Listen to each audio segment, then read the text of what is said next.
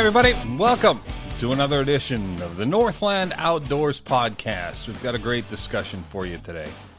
We are on the eve of what is one of the largest unofficial holidays in the state of Minnesota. Annual holidays. It's the annual Minnesota Walleye Fishing Opener this weekend. And to get prepared, I've brought in a guest. Well, let's just say we went right to the top. Hall of Fame angler and veteran television fishing host Steve Pennaz is with us today. And Steve is going to fill us in on his favorite locations, tactics, everything walleye for your to get ready for this weekend's opener and to make it a success for everyone. Also, we'll check in with Joe Henry from Lake of the Woods Tourism and get an update on what the fish are doing up on Lake of the Woods and what people can expect who are heading up to the big lake this weekend for the walleye opener.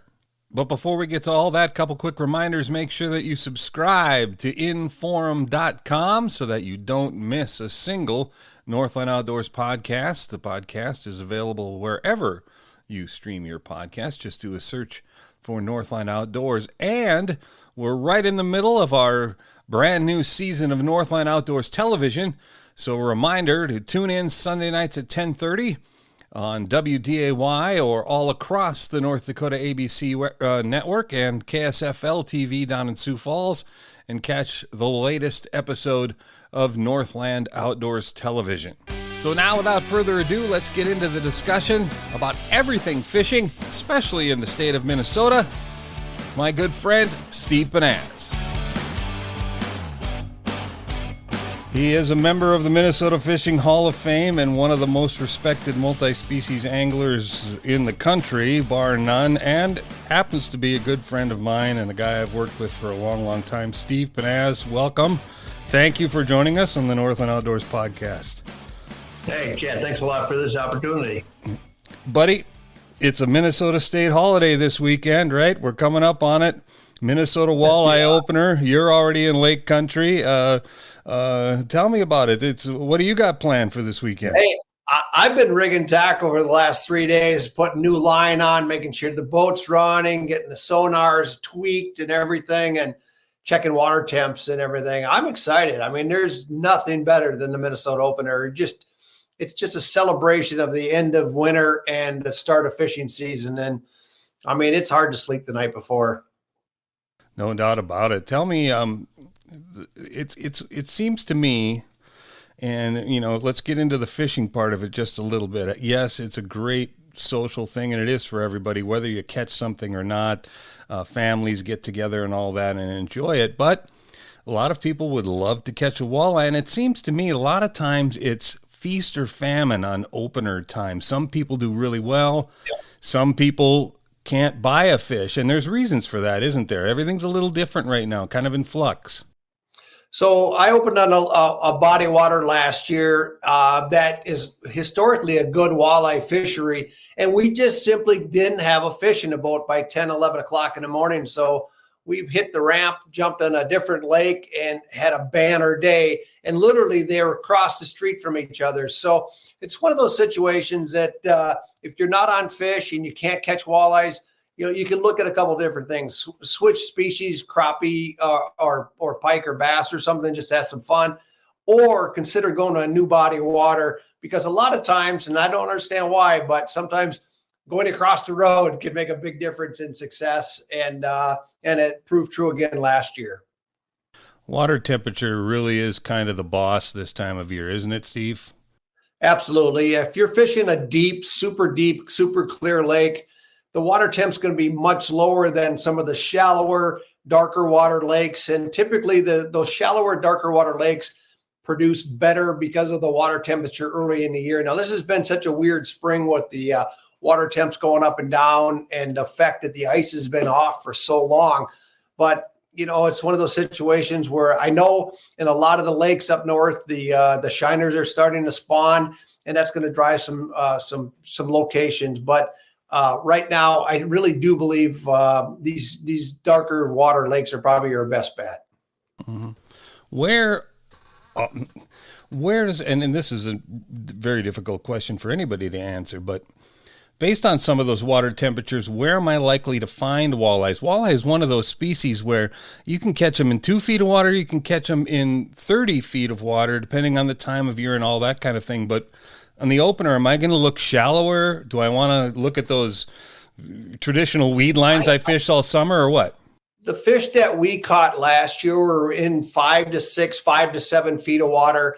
I think most anglers fish too deep on opener. A lot of times I hit an opening lake in the cities one year, and I got there and all the boats were leaving at 7 o'clock in the morning saying fish weren't going. Well, the boats that I saw in the lake were fishing at 10 to 18 feet of water.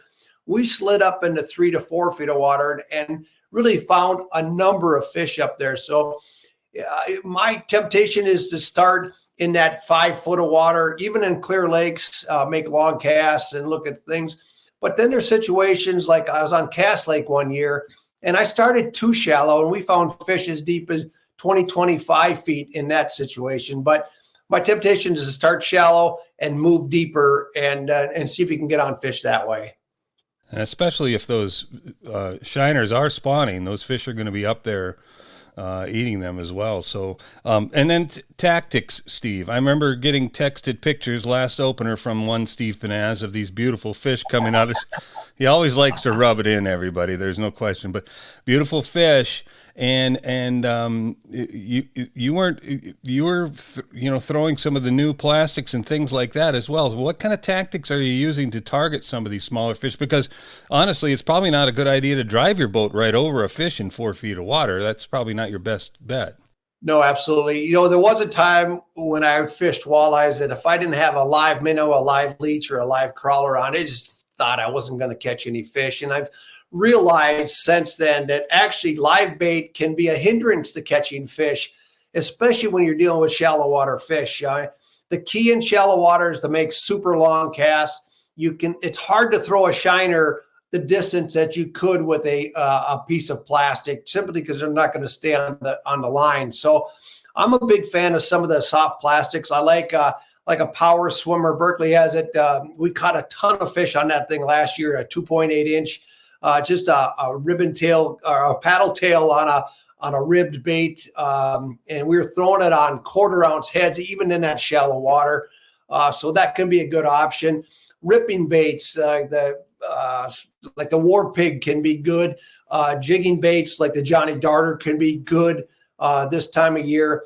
It really all depends on what's happening. But I do have a key for everybody that's going out. If there's 2 of you in the boat, start off with different baits. If there's 3 in the boat, start off with 3 different baits, different colors, different sizes. And when you start getting on fish, that's when you can start tweaking your patterns.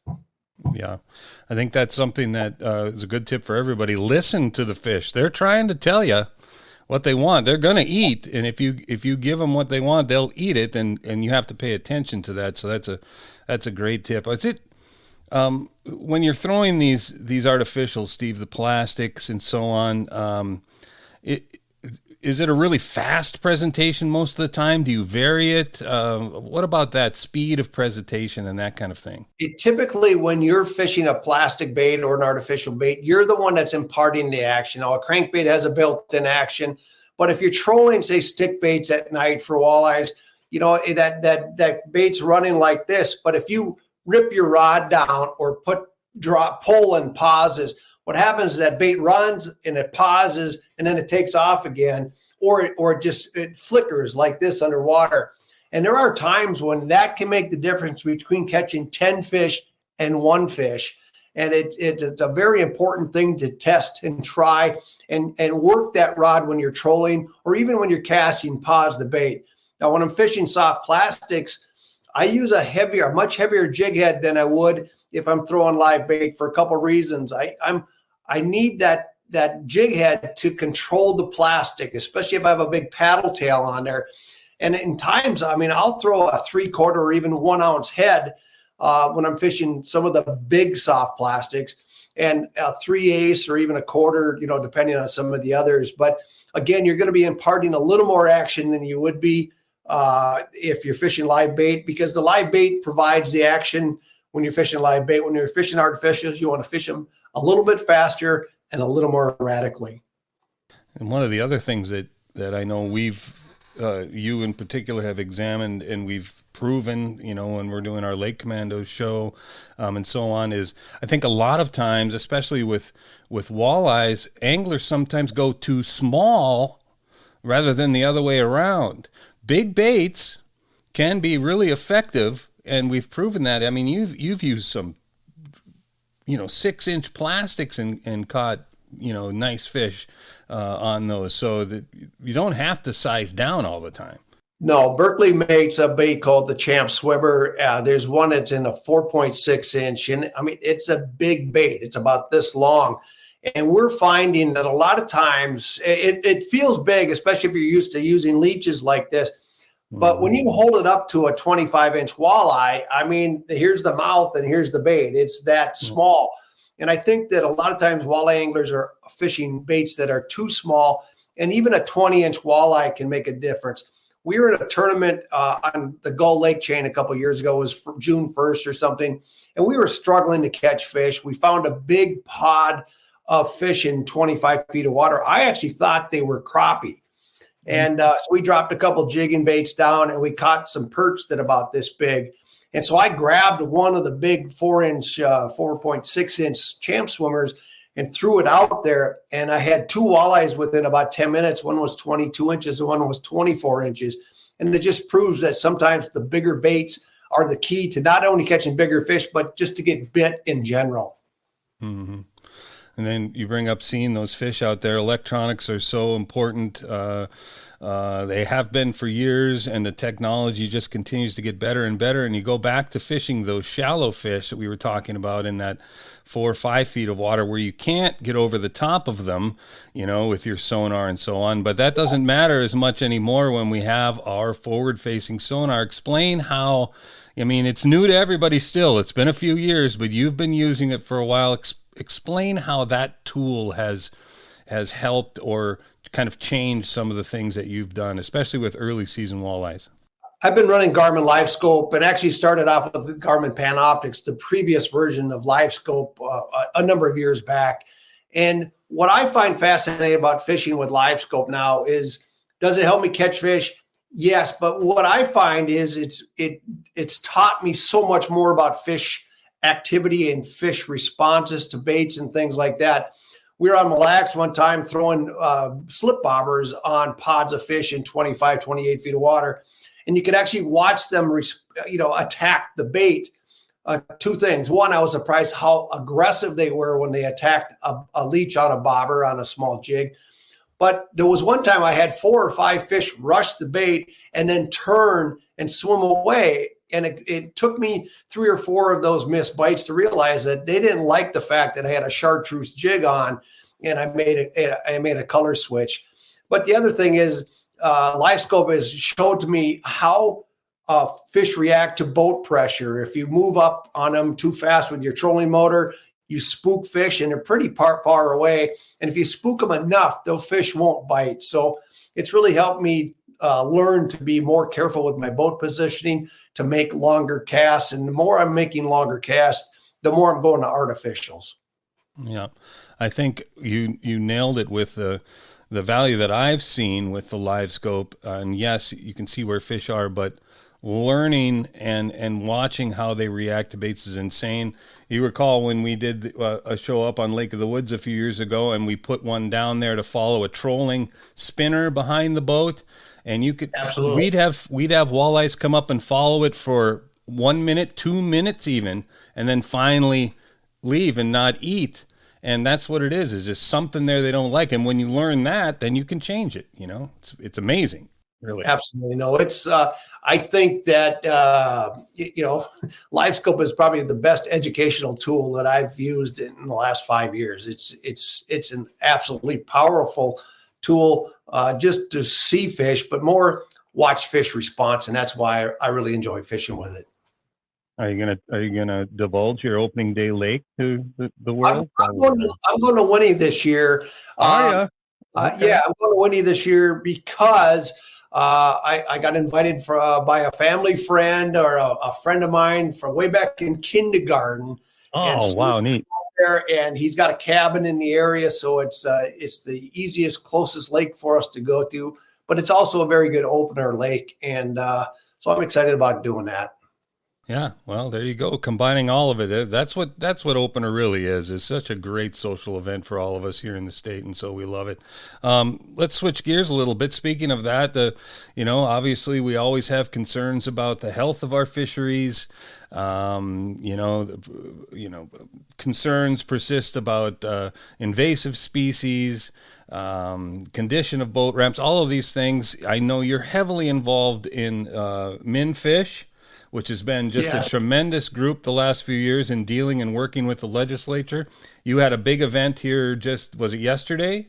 Last couple of days? Yesterday. Yeah, give us an update on that. So 3 years ago, MnFish Foundation, and what MnFish is it was a group of 18 board members, many in the industry, but many just passionate anglers, wanted to give anglers a much bigger voice at the Capitol and a much bigger voice at the legislature and the DNR. So we formed the group in 2018. We didn't know how to move ahead. We thought maybe it was a membership kind of group like Pheasants Forever or some other things. And then COVID hit. So it was kind of a slow start to this organization. But we hired Mark Holston, former DNR commissioner and former legislator, along with guys like Ron Schera and Babe Winkleman and Dave Osborne and John Peterson, these guys. And what impressed me most is with Mark's leadership and understanding and the horsepower that everybody else brought to it, we were able to start a thing called the State of Minnesota Fishing Summit. And it was held 3 years ago at Clam headquarters. 2 years ago was at Clam headquarters, and yesterday was held at a hotel in St. Paul, a couple blocks from the Capitol. The whole goal was to go in depth into fishing and understand what were the challenges being faced by the DNR. So Commissioner Stroman was there, Brad Parsons, head of fisheries, and much of the leadership of DNR was there. We learned that funding was a big challenge. So we went to the legislature last year and Governor Walz and said, hey, we need to upgrade our hatcheries. We've got 15 hatcheries in the state. Most of them, if not all of them, are in pretty rough shape. The one that was in Waterville that services all the lakes in southern Minnesota was built 70 years ago and basically in a garage. The St. Paul hatchery, I was at the St. Paul hatchery yesterday. It's horrible. It was built 130 years ago, and it's like a postage stamp, and it's held together. And this comes right from Governor Walz himself. He said it's held together with baling wire and duct tape, and it's true. I was there. I saw it personally. So we need to invest back in the support. And the other thing we covered was the Mille Lacs limit. A lot of people were surprised that there was no harvest this year till mid-August, and a lot of angst at the DNR. So we went in depth on that. We explored that 6 to 4 walleye type limit that some people are proposing. We looked at stocking and what's holding back on some of the stocking. And I found it was really interesting in a lot of waters, and the DNR recognizes this, the proliferation of tiny hammer-handled pike are actually limiting success of stocking in a lot of lakes. So we need to look at maybe more aggressive ways to control pike populations and things. But the whole thing that I think really stood out yesterday was toward the end of the meeting, Governor Walz got up and said, Minnesota's a huge business in Minnesota. It's $4.5 billion, generates over $300 million in taxes. And the only thing really funding this is license sales. And it makes sense for us to start investing general fund money back into the health of our fisheries because it's a huge economic driver, it's a huge cultural driver. And the more we can do that, the better it's going to be. And it's better for all Minnesotans, not just anglers. Yeah, and the decisions that are made in regards to fishing and the DNR directly affect those economic things. I mean, we see what happens if we, take away limits or we reduce harvest on Mille Lacs and resort owners suffer. It's all tied together. Has it been eye-opening for you to get into this kind of political arena a little bit. I know, you haven't been a politician yourself in the past, and I think from an angler standpoint, I think you're kind of dealing with a crowd that maybe doesn't pay as much attention to that, and that's maybe why we haven't had as big a voice there. Has it been kind of eye-opening and interesting to see how the whole process works? It really has, because it's easy to bash the DNR. And the more that I understand how they approach things, and Mille Lacs in particular, Brad Parsons, the head of fisheries, walked us through yesterday how the decision was made. And, they're limited by how many fish they can legally take out of the lake. And so they're trying to manage so that they can keep the fishery open, not have some catch season in May and then have to close in July or October or August or whatever. The goal would be to keep it open. But what I found is important. The DNR, and the numbers aren't correct, but they had approximately 340 employees in the fisheries area 15, 20 years ago. And through budget cuts and just attrition, they're down to about 280. So what's happening is, with the lack of funding, they're looking at, they're cutting things like surveys, the DNR surveys on lakes. They're looking at, and how do you actively manage 1,000 lakes or more, which they are, without the data?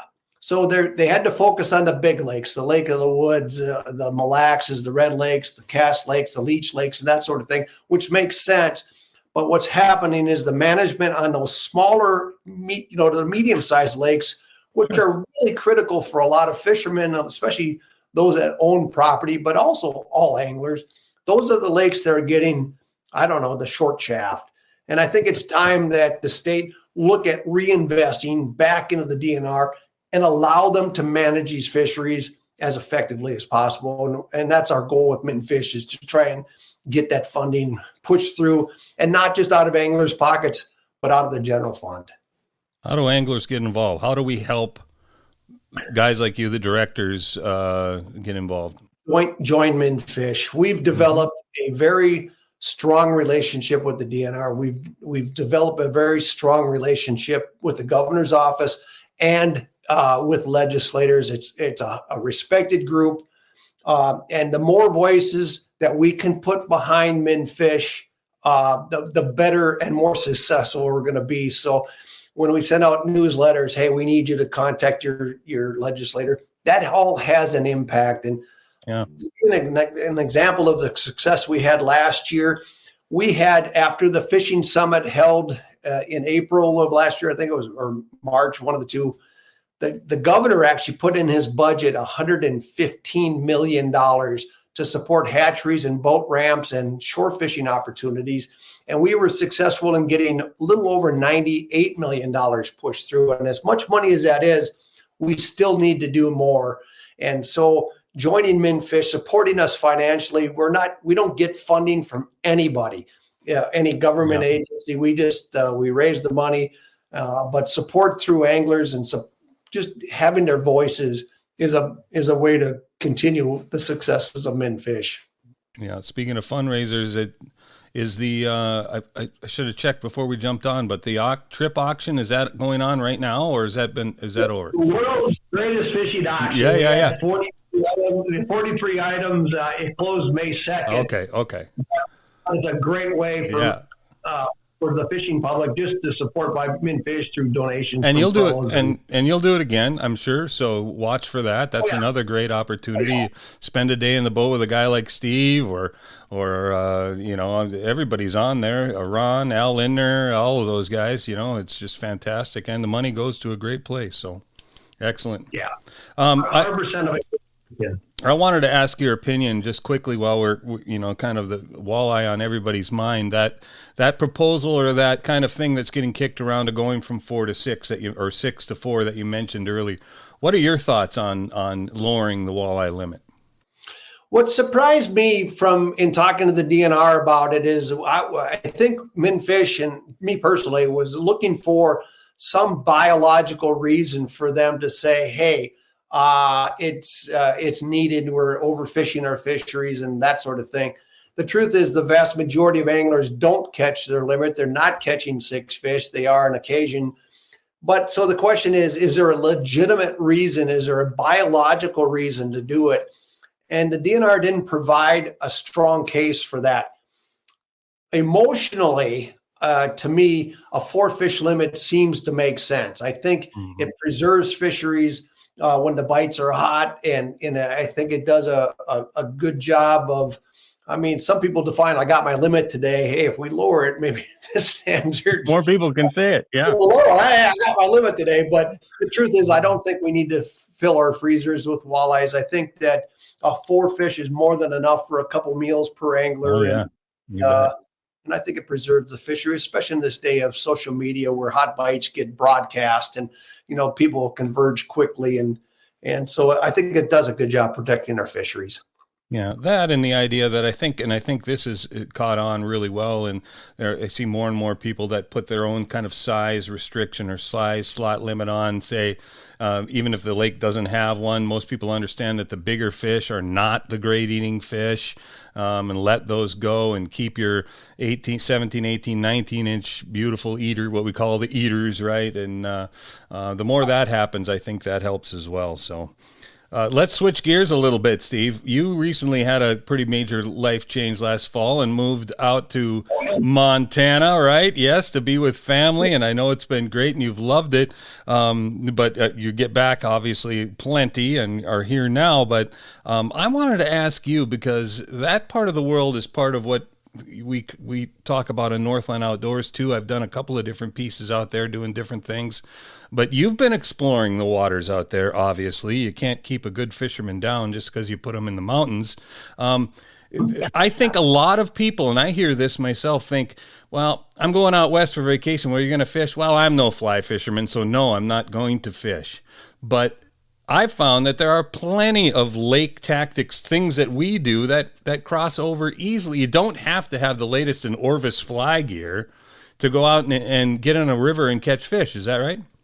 Well, the interesting thing that I've learned, I've been fly fishing for years, but never at the level I have been the last few months. And Lake Ennis is not far from my house, and it's a widening of the Madison River. There's a dam down below. We fished through the ice this winter using a lot of different trout techniques and caught a lot of fish, rainbows and browns up to 22, 23 inches on everything from spawn to some artificial baits. Like the Berkeley Finisher was good, and some other baits. The Switch was actually really good on baits, but also learned how to fly fish and things like throwing nymphs, these little size 16 and 18 nymphs, below basically what they call it a strike indicator, but it's really a bobber, and you can just work the current seams and things like that. But it's a ton of fun. But I got to tell you, walleyes in Montana are underappreciated or probably misunderstood by a lot of anglers. There was a tournament on Fort Peck in eastern Montana last week, and the second place team came in with 58 pounds for 5 walleyes. You're talking 11-pound average. And the guys that won it had 5 walleyes, weighed 60 pounds.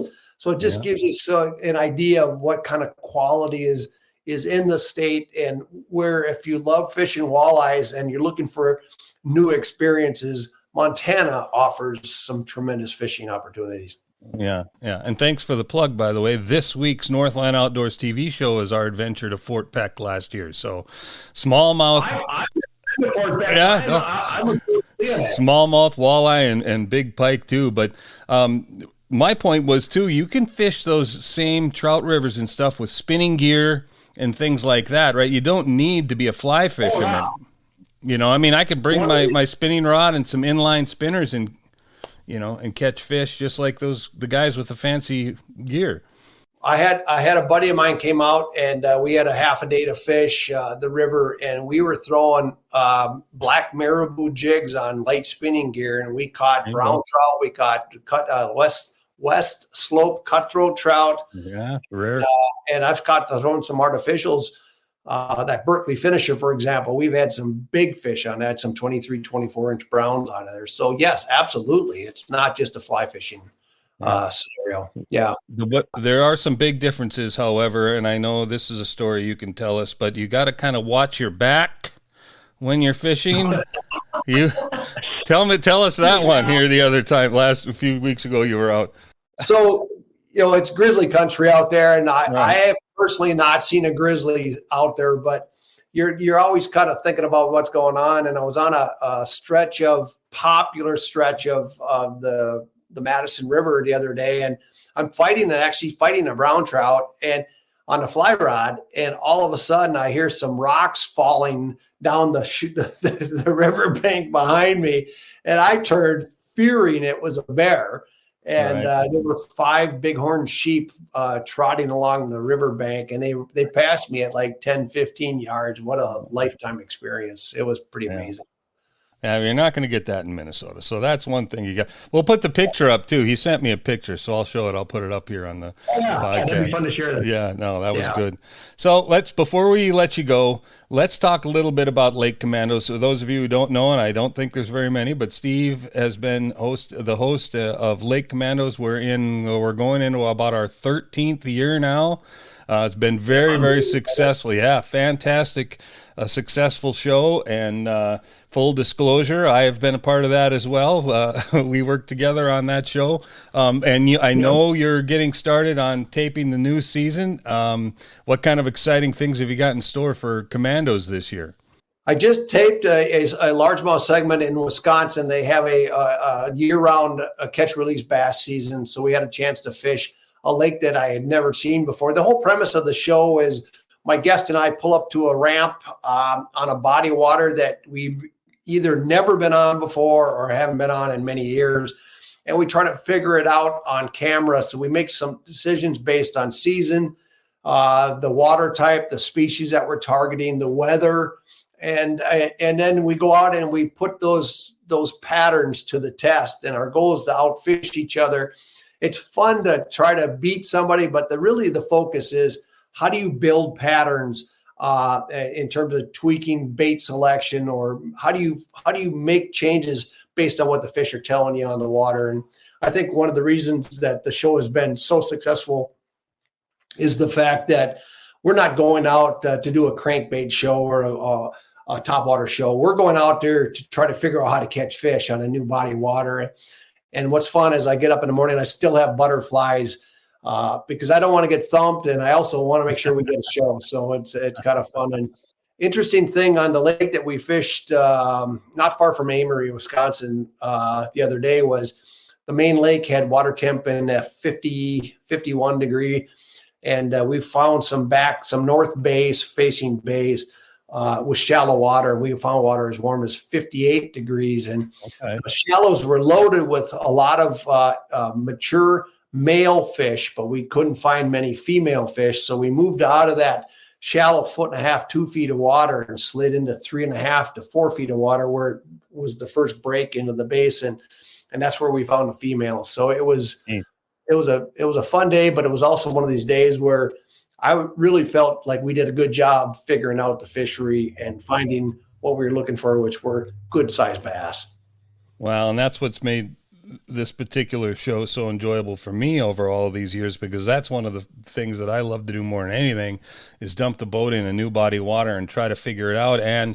And all of the greatest lessons that you can learn in fishing come from trying to figure out a lake you don't know, rather than just going to your milk run of spots you've been to a million times. But when you try to solve those problems, that's when you learn, like, hey, it's all male shallow fish up here. Where do I go? Let's move out to 3-4 feet, and then bam, we have success. So unbelievable, great show. Outdoor channel, right? World Fishing Network.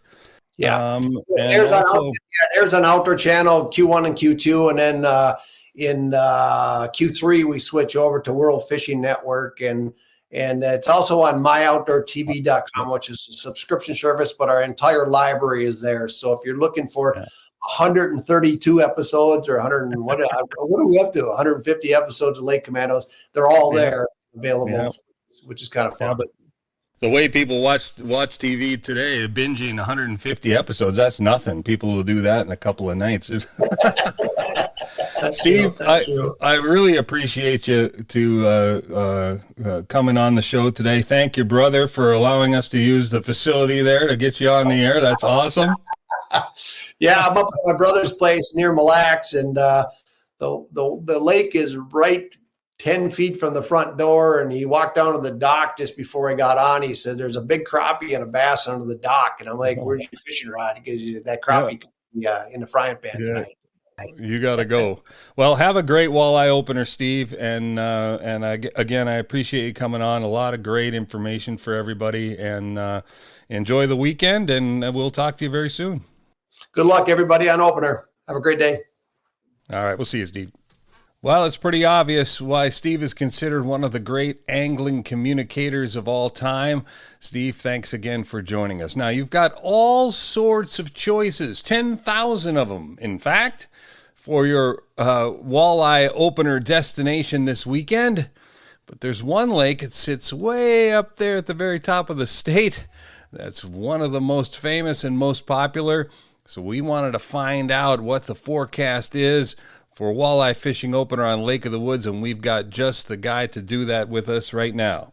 Executive Director of Lake of the Woods Tourism is with us, Joe Henry. Joe, it's one of the most popular opening weekend bodies of water in the state, no doubt about it, the Lake of the Woods. What have you seen as the spring has progressed, and what are you expecting? Yeah, forget that executive director stuff. This weekend I want my charter captain hat on, right? Oh, there you go. Yeah, that's right. It's a fishing opener, man. It's a holiday in Minnesota. But no, I'll tell you, we're in good shape. So first off, our spring fishing was really, really good. Back up, ice fishing. Ice fishing was really, really good this year. Yep. We know there's a pile of fish along the South Shore. We left them there in March, and there's also a pile of fish up in the Angle. We know that's there. The spring walleye fishing on the Rainy River, that spring walleye fishing that went through April 14th, excellent fishing. Right now, as we speak, we got sturgeon anglers that are using sturgeon rigs and catching 8, 9, and 10-pound walleyes. Yep. And a big blob of night crawlers with maybe a couple of frozen emerald shiners mixed in. So that's good news. We know there's walleyes in the river. We know they're in 4 Mile Bay. They're along that South Shore. And, this weekend, it's going to be a jig bite. I mean, most people are going to be using a jig and a frozen emerald shiner. Got a little bit of current with the water levels, which it was good. They came up because of the rain we've had. But the river is going a little bit quicker. You might need a half-ounce jig in the river this weekend. But if you're on the lake, a quarter-ounce jig, we got stained water, on Lake of the Woods. Kind of that coffee color, that tea color. So your golds, your glows, your glow red, pink, chartreuse, orange, or a combination of those colors. And then a frozen emerald shiner. The reason they're frozen, Chad, is most bait people net them during the fall. Right. And they don't live real good. They can get them live in the fall once in a while, but they freeze them. Mm-hmm. And you can buy packs of frozen shiners, and the walleyes just love them. It's a natural forage on Lake of the Woods. Take that minnow, hook it through the mouth, out the gills, push it all the way up to the jig head, and take that hook and put it about halfway back in that minnow, and bounce that baby off the bottom, maybe lift it up in the water column once in a while, try shaking it and swimming it up, and you know what? Pretty soon you're going to find some fish. That it's going to be walleyes and saugers. And I should remind everybody that our limit on Lake of the Woods is a combined limit of 6 fish. Right. Up to 4 of the 6 can be walleyes. Right. And I love that tip. Slot limit too, I should say. I'm sorry, but I should mention there is a slot. Right. And that slot limit is 19.5 to 28. You gotta let them go. You get one walleye you can keep over 28. Right. And I love that tip on hooking those frozen shiners. And I personally think it's a good way to hook live bait as well, is to double hook them like that, or get them a little further up on the hook. I don't think it makes a big difference because you're imparting the action with the jig rather than having the live bait on there. Great tip. Well, I think especially in stained water. Right. In stained water, we can get away with bigger jigs. We can get away with a lot that maybe we can't. Even line. I mean, I'll tie my braided line right to a jig, sure, and I have no problem catching walleyes. Yeah. The other thing about the stained water that's nice about Lake of the Woods is that some of your best bites, unlike other lakes with walleye, some of your best bites are during the day, right? In a lot of places you got to be first hour of the day or at night or last hour of the day. But Lake of the Woods with that dark water, it seems to me like there's a really good bite all day there. Yeah, the old joke, it's a banker's bite. No disrespect to bankers, of course, but it's a banker's bite because it's a daytime bite, you know, and 9 to 5. And it makes it nice because you don't have to get out fishing in the middle of the night when you're used to sleeping and, you know, just blah, blah, blah. You know, it's tougher on these gin clear lakes. And I will say this, for people that are fishing gin clear lakes this weekend, and we have a lot more of them now because the zebra mussels are cleaning them up even more, right? Sure. So I would just say this, that, you know, if you're going to be fishing the clear water lakes, you know, stay off the structure where you think fish are. Stay off of it. You can spot lock, you can drift, whatever, but stay off that structure. Make long casts to the spot where you think those fish are. If you're fishing deeper water, you can get away with fishing, you know, right below the boat with a Lindy rig or a jig or something. But, you know, with that clear water, those walleyes are real spooky. Yeah. Stay off and make long bomb casts if you can. And the other thing I like about Lake of the Woods is there's, unlike a lot of the smaller lakes, there's room to spread out at Lake of the Woods. You can handle a ton of anglers, and I know you've got tons of great folks at all the resorts and everybody that you work with ready to welcome folks this weekend. 100%. A lot of boat ramps, and there's a lot of room to fish. And, you know, the other thing, too, it helps. There's an estimated, different numbers, but estimated 10 million walleyes. That doesn't hurt either. That's enough for everybody. Well, Joe, hey, thank you for the report. I talked to I ran into a buddy this morning. I was getting coffee at the local gas station. He asked me, where are you going for opener? I told him, and he said, I'm headed for Lake of the Woods. He said, I go every year, and we do really well. So he was excited to get up there. Thanks for the report, and good luck on your own opener yourself, and we'll talk to you soon. Good luck fishing, everybody. All right. Thanks, Joe. No doubt it's going to be another fantastic Minnesota walleye opener. Whether you catch them or whether you don't catch them, don't get caught up in that. This is just a great time to enjoy with family and friends and get out and experience our Northland Outdoors. That's going to wrap it up for this week. But before we go, another quick reminder, make sure that you subscribe to inform.com so you don't miss a minute of the Northland Outdoors podcast or any of the Northland Outdoor video series that we do and all of the other great Northland Outdoors information that's available there. And don't forget to tune in Sunday night after the 10 o'clock news on the flagship WDAY TV or all across the North Dakota ABC network and KSFL TV down in Sioux Falls for the latest episode of Northland Outdoors Television. That's going to do it for this edition of the Northland Outdoors Podcast. Until next time, I'm Chad Koel, and I'll see you in our Northland Outdoors.